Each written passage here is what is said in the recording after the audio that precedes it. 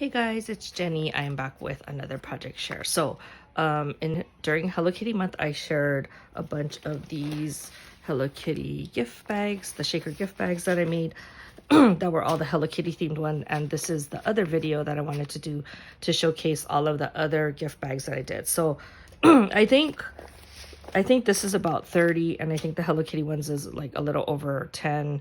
And so I have quite a lot now that I have in my stash that's just kind of ready to go. So all I would need to do is just to make some like gift tags or something to kind of go along with this. But you can actually use some of like your ephemera, and like if you have big blank spaces, you can add in additional stuff there to decorate it. I've done that with a lot of my Doodlebug ephemera packs, where you have like a lot of these bigger images. It's really great for decorating that. So if you haven't seen my other ones that I've done before, you can go back and try and find some of those other videos. But anyway, I just wanted to share with you because I think I shared in when I was doing the prep for this that I'd cut all of the paper, and basically what I did was I went through all of my paper collections, not all, but a lot of them, and like wherever I just had like a few sheets left of a collection, or if I had like I was just tired of the paper already, and yeah, I still like it. I don't want to like get rid of it, but I wanted to use it up. So now I have a lot more room in my drawers.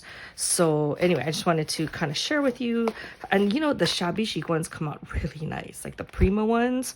I'm like super stoked like how it came out. So I'll just share with you like some of my thoughts in like the sequence mixes, because that's usually what takes the longest. Like sewing it is really fast. It's just figuring out what you're gonna fill it with, and then once you fill it, then you can just sew it up and then tape it to the bag. So this is a Prima paper, and it's hard for me to use this type of images. Like I don't do a lot of scrapbooking, so I thought that it would look really nice on a gift bag. And I tend to use like the more translucent sequins because I feel like it kind of matches the Prima look a little bit better. This is that same collection, so see how the rose is like very like muted looking, and so I used a lot of translucent colored sequins. And it's nice that the image is on the top. Like I guess I could have had it, I don't know, if I turned it upside down, the words would have been upside down, but it's kind of nice that the image is on the top, because then all the sequins falls to the bottom, so you don't lose the image in that. This paper is a little bit more busy, so it's harder to put like other sequins. I did use the more translucent ones again. So these I kind of just use like the same color schemes, and I really like how it came out. Here's another one. I think it's also Prima. This one I used a little bit more of like a silvery heart. I thought that was really pretty. I don't remember what collection this is from, but I really like this paper. So I just kind of went with the same color scheme. I added some greenish teal butterflies. I have some pink swirly sequins here, a lot of the light teal translucent, some clear, and then some gold. And I like how that came out. Again, this is another Prima, I'm pretty sure. And I just thought that I just went with more of like an ivory, I don't know if you can tell, but it's more like an ivory translucent or transparent sequins.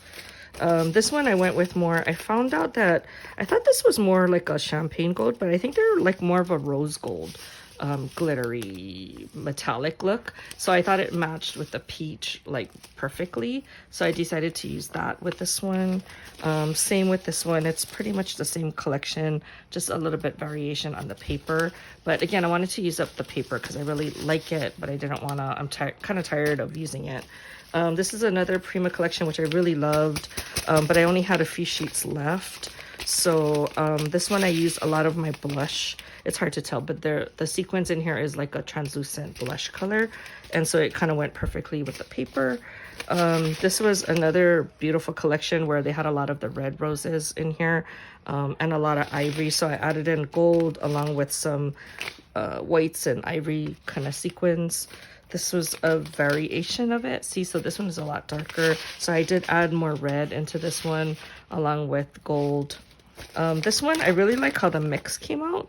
So I guess I have a lot of peach, which I didn't realize. So it's a good way for me to use a lot of my peach colored sequence. I just kind of threw in whatever I thought would match. And then I did add touches of yellow. So it has some of the yellow daisies and some yellow butterflies. And so I did 2 of that sheet because I wanted to get rid of that sheet. So that's great. I got to use this. This is some of that. I'm pretty sure it's Maggie Holmes. Is it Garden Party? I think it's Garden Party. So had fun making a sequence mix that kind of matched. And I used it in both of these. I really love that paper, but I only had like 1 left of it, so I thought I would just use it up. Okay, these are all that Maha Designs. I'm pretty sure that's how you say it. And I really love the paper, but I was getting kind of tired of it because I've had like, I don't know, I think I bought like 10 sheets of each. And so it's time for me to start using everything up. So I did make a really nice shaker mix with this. So it's a lot of purples and lavenders and like translucent and so forth. So I did use that. And look how different it looks just by adding it on the white paper bag versus the craft paper bag.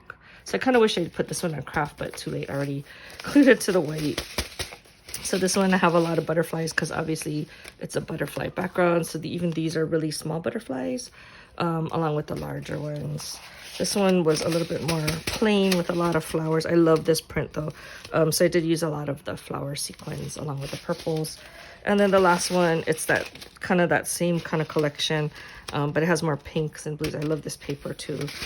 So I just made like a sequence mix using the translucent one. So that was a lot of, you know, once you just get on a roll, it's a lot faster. Like once you know what took me long is just bringing out all of my sequins. So I didn't feel like working in my craft room. So I brought everything out into the living room and I was able to like put together mixes.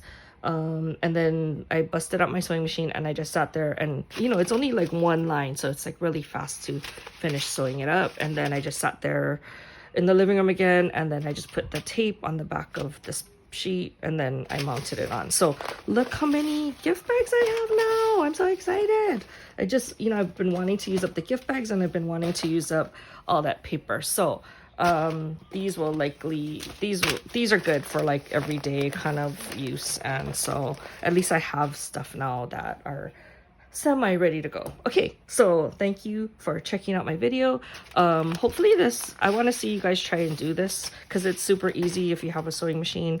You know, don't feel like it's gonna take you a really long time. Like if I just did one, I would have gotten it done like super fast, but because I wanted to do a lot, that's why it took me a while. But you know, the results come out very impressive, so don't, you know, hesitate to give it a try.